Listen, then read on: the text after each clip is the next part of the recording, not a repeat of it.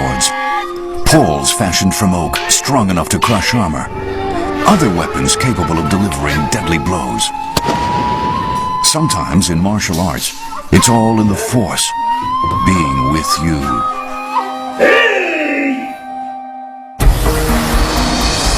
Kobudo marshals that tradition. Despite the image of refinement and sometimes spirituality, martial arts grew up on the battlefield. They were the warrior's means of survival. Nicholas Pettis is the warrior's descendant. His battles are fought in karate and other combat sports.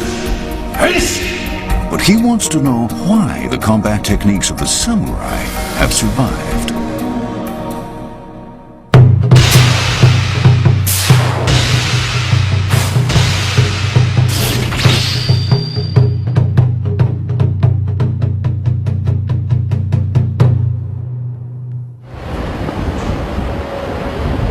Welcome to Samurai Spirit, and I'm your host, Nicholas Pettis. In today's program, we're going to find out exactly what Kobudo is, which literally means ancient martial art. Originating on the battlefield of the samurai warrior, it is a style based on one concept only: survival. And here we are at Tokyo Station, just about to get on a bullet train to go down to find an excellent dojo to demonstrate exactly what Kobudo is.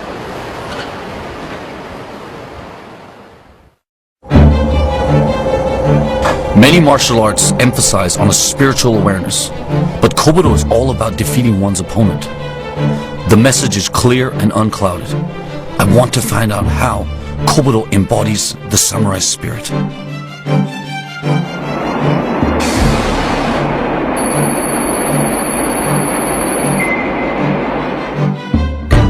Nicholas heads to the foot of Mount Fuji. It's the home ground of a school of Kobudo with a history of well over 400 years. The search starts here.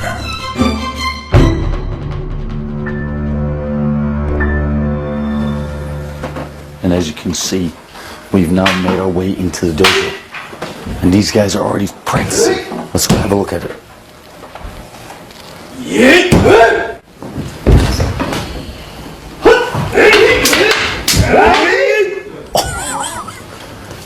You have a look at what these guys are doing?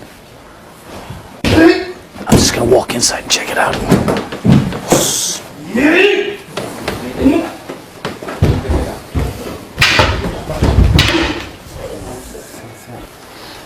I think it's the sensei sitting over at the back of the dojo.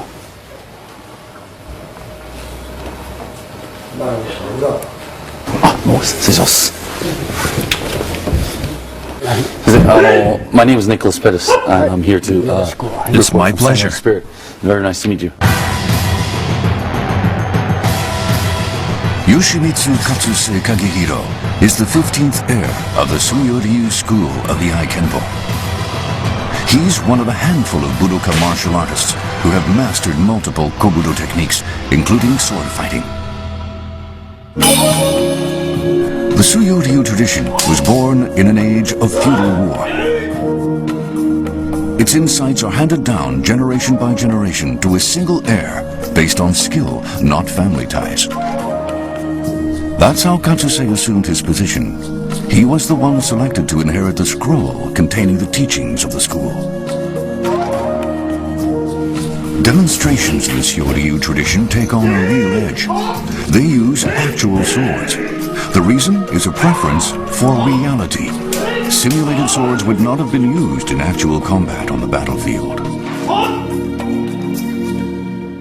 I was hoping maybe, if it's not too much of an interruption in the training, that maybe you could tell me a little bit about what Kobudo really is. You mentioned Kobudo, but we haven't reached that level yet. At this point, the emphasis is still very much on technique. Killing techniques, to speak frankly. That makes what we're doing Kobjutsu, not Kobudo. Many years of training are needed to become a master of Kobjutsu. Only then can one achieve the spiritual benefits associated with the pursuit of Budo, the way of martial arts. Nicholas asked to see a demonstration of the main techniques of the Suyo-ryu. They all involve actual weapons. That does wonders for concentrating the body and the mind. Kobjutsu. These are techniques for using a sickle and chain to devastating ends.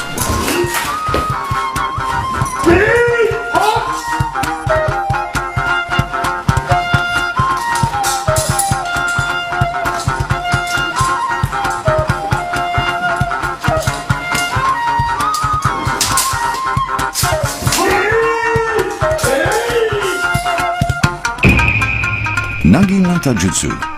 These techniques make use of naginata, a weapon in which a blade similar to that of a sword is mounted on a long staff.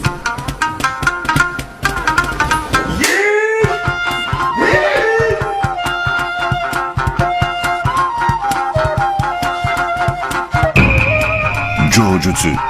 A hard wooden staff is swiftly manipulated to overcome and overwhelm an opponent.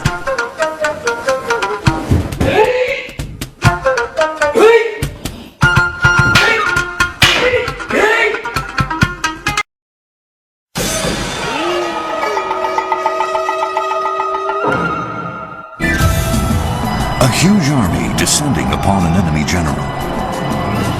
A samurai in that situation had no time to contemplate which weapon to use or what technique to employ. He had to depend on his instincts to guide him, instincts forged through training. The techniques could save the life of his lord and his own. Battlefield tactics reached a new level of sophistication in the 13th century as warriors learned to use the bow and arrow on horseback. Archery and mounted attacks offered the opportunity to vanquish an opponent with a fusillade of force. At the same time, weapons were developed for fighting on foot while maintaining a distance. This led to Naginata Jutsu.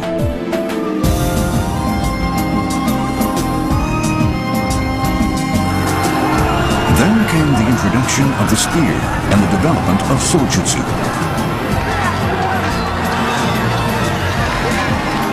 Later on, the spread of firearms engendered the rise of artillery. The details may change, but throughout history, development of new weapons and methods of combat invariably led to the invention of fighting techniques. Ancient documents provide evidence of this pattern throughout human history. Weaponry and ways of using those weapons are like strands of the double helix in DNA. They are intertwined and inseparable. More than 300 schools of Kobudo exist today with their own collections of techniques. Each school has preserved the sagacity of the samurai and their survival skills. Maybe if it's not too much of a inconvenience, you could teach me a couple of techniques. I would like to learn something. All right. The first technique, Kobjutsu, makes use of a short sword for close combat. We'll be starting to practice with this small wooden sword, as you can see. And it's got a plastic scabbard for practicing. You're supposed to use a real sword, but I'll let you use a wooden sword this time. Understand? A real sword would kill you. Did you guys get that? Okay, begin.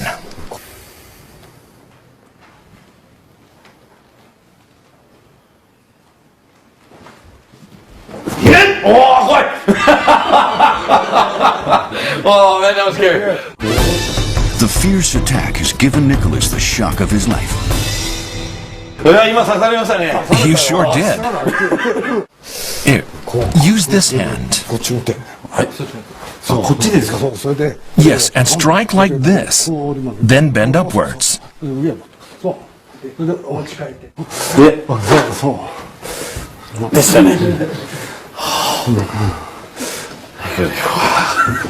I really can't explain how this feels right now. Okay, let's try it.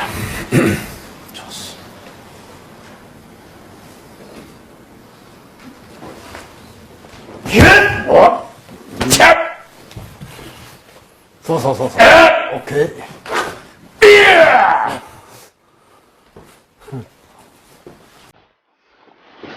You need to do it much faster, though. Okay. Slowly, okay. Slowly. Sensei's laughing at me because I'm too slow. Next, Kusarigama Jutsu.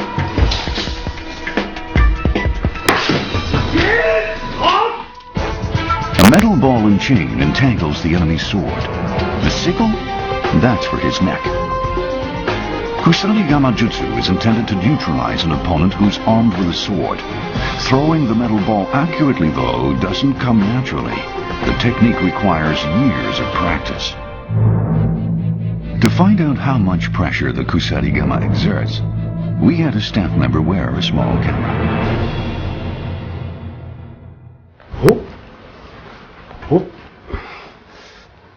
Enemies can't foresee when the launch will come, so they keep their distance.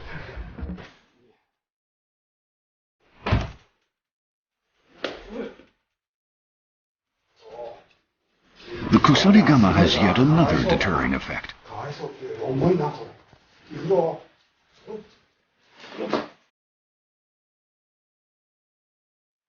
The opponent's neck can also be a target.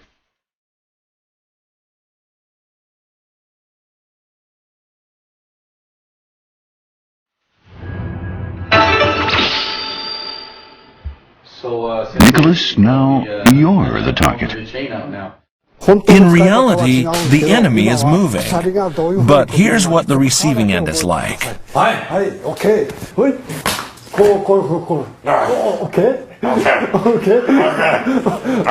I feel like a caged animal here. Get me out of this thing. Oh my God. That was the scariest thing I've done in years. Well, you guys should have tried that. It's not just about wrapping a chain around the neck. Remember, there's supposed to be a metal ball on the end. No, it's soft. Obviously, this is for practicing, so it's not really that hard. It's kind of hard, but still. I'm going to aim this at you. If it hits you, you lose. So try to avoid it. Practice starts without any further explanation.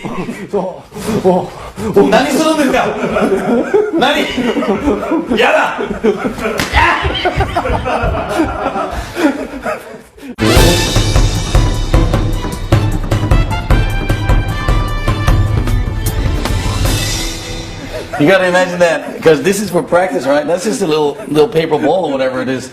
But in real life, that would have been an iron ball. And now it's just sort of cracked my head open here.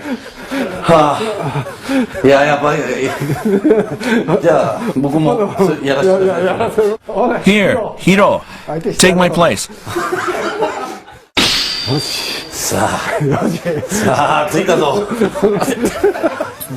Using the Kusarigama well requires a lot. Next, Iai Kenpo, a slash and a flash. Nicholas is going to use an edgeless practice sword. Katsuse believes the essence of Iai Kenpo is drawing the sword to attack the moment one senses an intent to kill, even if the perceived threat is coming from a stranger. Sneak attacks and vendettas were common in the days of the samurai. Katsuse wants to retain that sort of high tension in his training.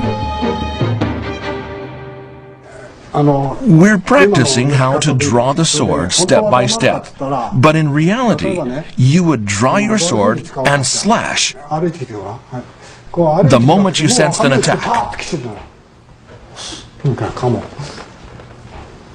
You have to be ready at all times. Well, yes, because this is for real. I have to be prepared in case you decide to attack while talking to me. So go ahead, anytime.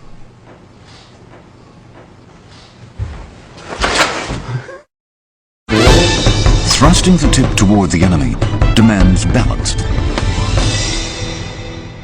The difference between Kobudo and modern Budo, or sports, is that Kobudo has no rules. In actual combat, you don't have the luxury of choosing your weapon. You have to make do with what you have. If you don't have a sword, you have to fight with whatever's available, even if it's just a stone. That's the sort of mentality you need. You have to be alert at all times and be aware of what you can use in a threatening situation. Yes, winning means surviving. Yes, that's what it's all about. If your opponent dies, you win. It's as simple as that. You survive. Survival is the ultimate goal of Ko Budo. The spirit of Kobudo survives in more than 300 schools across Japan. Each maintains a distinct style of its own. Some emphasize actual fighting techniques, while others concentrate on preserving the kata forms and passing them along. Still other schools emphasize the importance of Kobudo as a form of Japanese culture.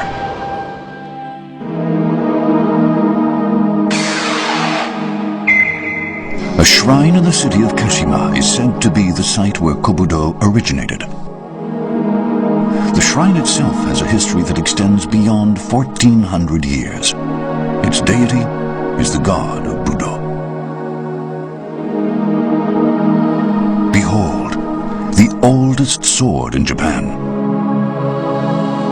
To protect the sword and the shrine, priests in ancient times became skilled swordsmen.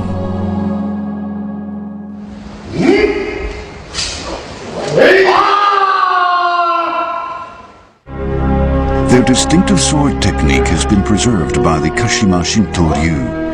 It maintains a dojo training center right next door. Kashima Shinto-ryu carries with it many sacred rituals and ceremonies.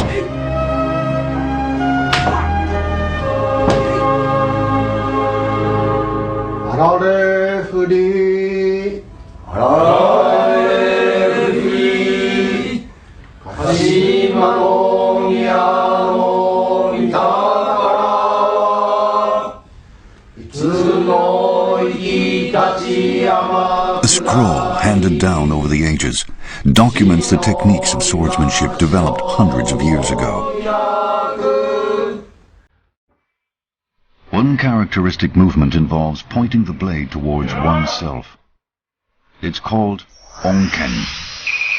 Onken symbolizes the expelling of evil, greed, and distracting thoughts, to purify the spirit before putting the sword to use. Their clothing also is a type of its own. It's said to represent the attire that ancient priests used to wear.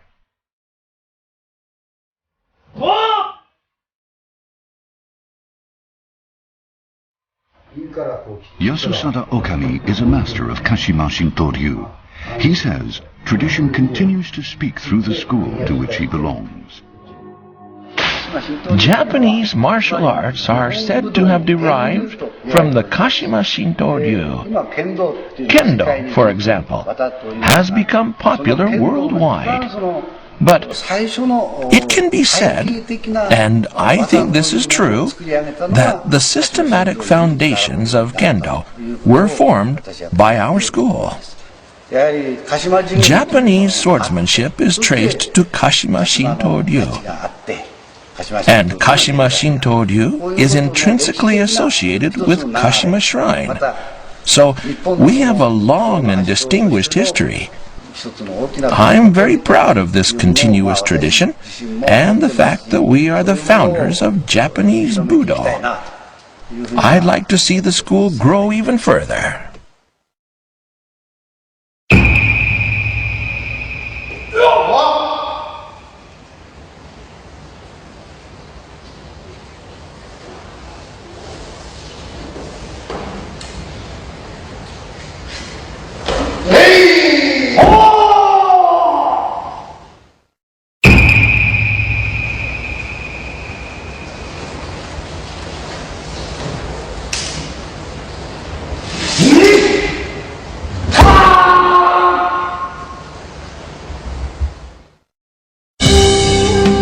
While some schools and masters are keen on preserving traditions, some masters actually search for ways to adapt Kobudo to the more modern times.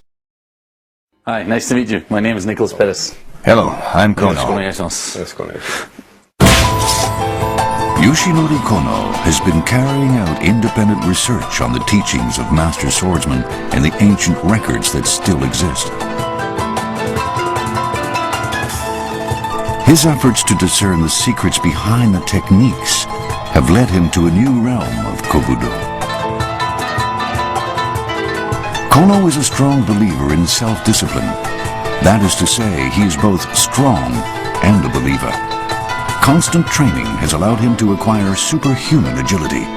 But this master is still searching for ways to maximize the potential of human ability. The classical martial arts are different from kendo and judo and other modern forms. The driving force behind my research is the desire to recreate the world of the ancient masters. It's a long and winding road.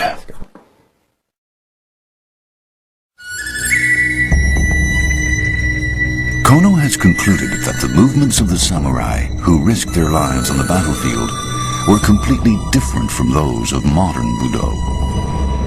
He's restored the motions to show the distinctions. It's a trip back in time when mastery meant the difference between life and death. The major difference between modern martial arts and classical martial arts is that the ancient masters did not brace their legs or kick. No twisting, no building up of energy, and no bracing. Those are the conclusions that Kono has drawn after investigating the approach of the masters of long ago. In modern Budo, and sports for that matter, twisting, building up, and bracing are often considered essential to an explosive release of force. Kono says the samurai had a different approach. Let's say you're attacked like this. You'd obviously try to evade the attack, but if your feet were firmly planted on the ground, your lower body would be slashed. In boxing, it doesn't matter. You're not going to be hit in the hips. But to evade a strike from above, you need to be agile. Otherwise, you'll end up being slashed in the hips. First of all, you should deflect the blow with a dagger or something like this. If you try to evade the blow, you'll end up being followed. So instead, you should try to close in on the attacker, inviting him to strike your head. Don't evade. What you should do is to move in toward him and then move to the side. These actions are executed almost simultaneously. Kono says movements in an instant are attainable without bracing, building up, or twisting. Attainable, but that level is not easily achieved.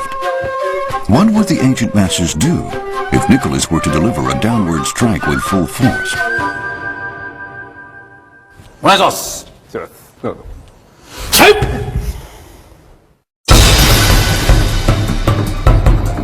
The moment Nicholas starts to attack, Kono moves in a flash to avoid the sword and slashes Nicholas's wrist.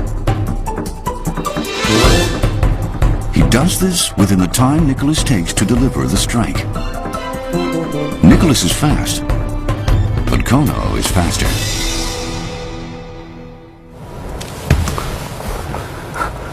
Okay, I think we've had enough for today.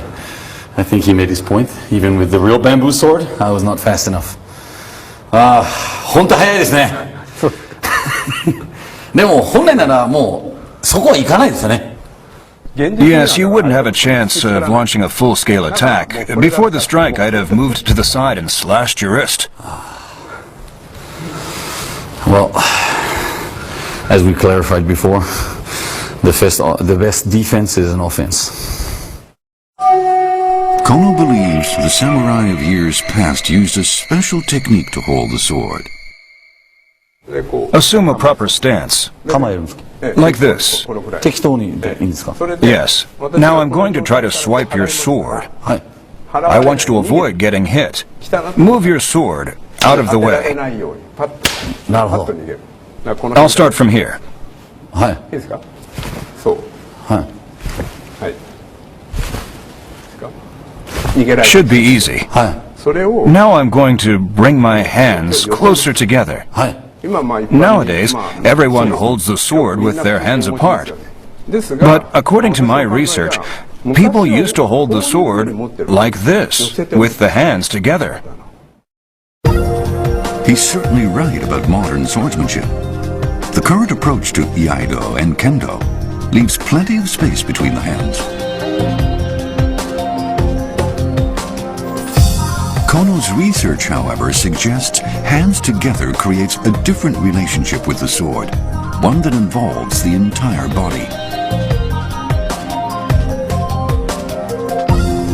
That altered relationship affects the handling of the weapon and the results. This exercise shows the difference between using the entire body or just the arms. My feet are relaxed. It's like a flash. The sword comes right at you. Like this. I don't know if you guys noticed it, but I mean, I can't stop laughing because I can't get out of the speed compared to what he did before. When he was standing and just saying, well, we're just going to try the first one, and then he explained what he's going to do. In the second time he did it, then he used the whole body, and it became about twice as fast. And if you saw in the beginning, I was able to, get out of there, but now he hits it every time. And I felt kind of confident before. It's easier to move the sword with your hands apart. If it's easy to move the sword, you end up using your arms. With hands together, it's harder. But since you can't move the sword just with your arms, you end up...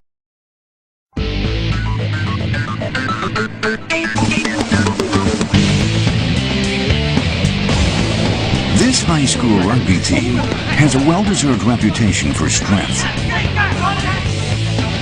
The players are packed with power. Many weigh over 100 kilograms. We've asked Kono to show us how Kobudo might make them even more formidable.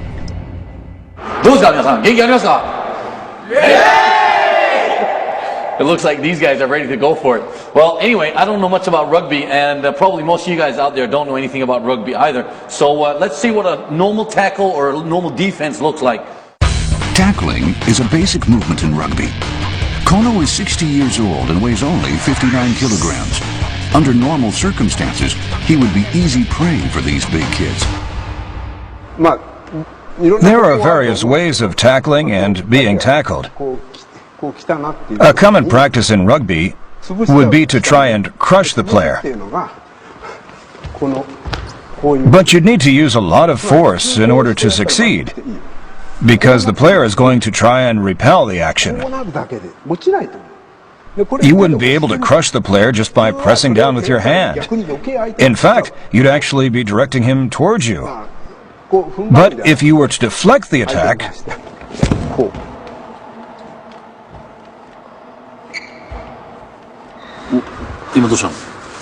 I don't know, I fell over. No. ちょっと次誰か来いよ。はい、いるかいるかい。はい、お願いします。はい。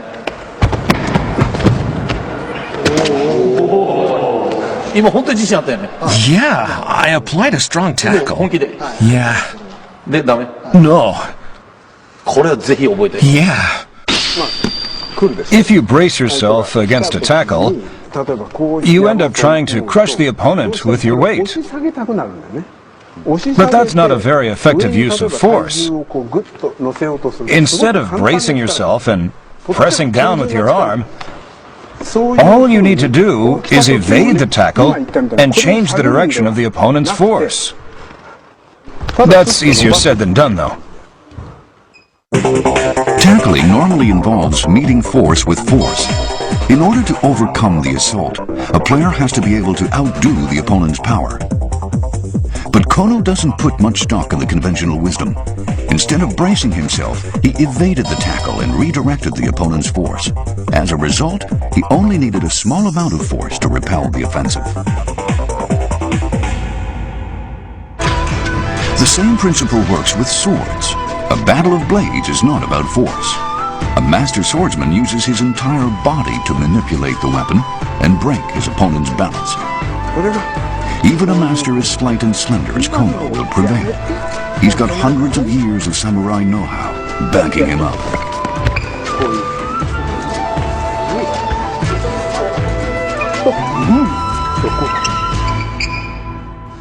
I'd never heard of Kobudo before, and I was amazed at how he rendered my tackle useless like that, with just a simple movement. The coach was equally impressed. Our main strategy so far has been to just grab the ball and run straight into the other camp. But the movements of Kobudo open up new possibilities, different ways to make use of the opponent's force. I can see tremendous potential for all of our players, our entire team, to apply Kobudo to rugby. Where do you feel your ultimate goal is for you? It's very true that ordinary people can do amazing things when they find themselves in life-threatening situations. They're able to conjure up an almost superhuman strength. My goal is to summon up such a hidden power, just as the samurai did. And this is what I give special importance to during my training. Kobudo is all about acquiring the means to survive. The more I learned about Kobudo, the more I understood the harsh reality that the samurai faced day and night. But what compels people to pursue Kobudo today? I have to find out. Nicholas is back in Shizuoka, surrounded by Suyoryu Yai Kenpo instructors from all over the country. They've come together here for a workshop and training session.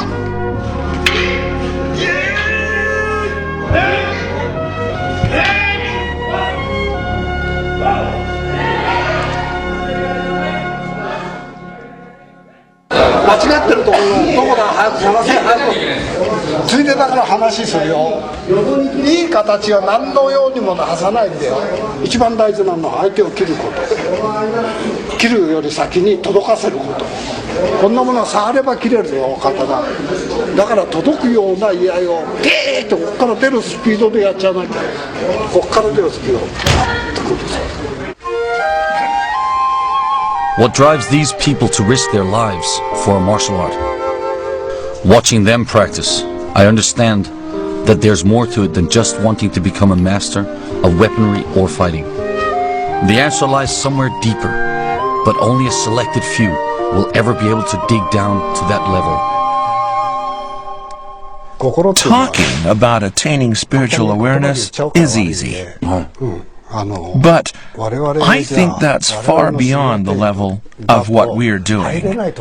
You can only achieve spiritual enlightenment after devoting yourself to training for many years. I don't think people today are serious enough to reach that level of perfection. Right. No, I don't. In the past, people risked their lives in training. You don't see that anymore. Teachers can offer instruction in the forms of Kobudo, and students can learn them. But conveying the spirit of Kobudo is a matter that exists on a different plane. Katsuse says each individual has to find the way for himself. When you train, you experience pain, especially when you lose. Yes, if you've experienced pain, you're careful not to inflict pain on others. But children today, they don't know how to fight. So a simple quarrel can escalate to violence and sometimes even murder. You might say it can't be helped because they've never gotten involved in a fight. They've never experienced pain. When we were kids, we were always fighting, so we learned from experience when to stop before injuring someone or making him cry. But nowadays, children aren't even allowed to fight. Right? Because they've never experienced pain, when they do fight, they fight till the bitter end. We're living in a violent age. You know what I mean? Living in peace is best, but I think fighting and experiencing pain are important too. Through that, you learn when to stop and how to avoid hurting others. That's what the pursuit of Budo should be about. But modern Budo is full of rules. It's filled with competition too. There's no room to understand the pain of others. Kobudo was born in the age of the samurai. In the modern age, the spirit of Kobudo lives on. It is about cultivating compassion and benevolence to others through the unforgiving training of oneself.